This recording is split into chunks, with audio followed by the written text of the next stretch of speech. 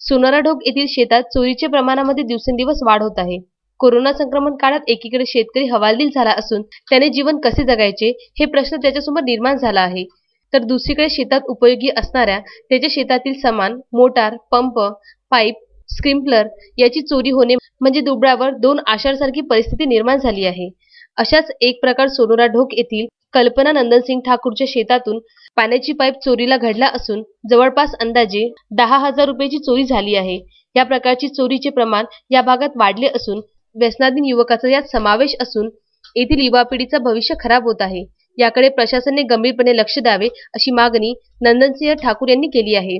शेतात चोरी झालेल्या मालाची लेखी तक्रार पुलगाव पोलीस स्टेशनमध्ये ठाकूर यांनी केली असून लवकरात लवकर चोरी करणाऱ्या लोकांचा पोलिसांनी शोध घेऊन आधीच हवालदिल झालेल्या शेतकऱ्यांना दिलासा द्यावा. ये सोनाराढोक है। ये खेत मेरे मिसेस का कल्पना नंदन सिंह ठाकुर का है।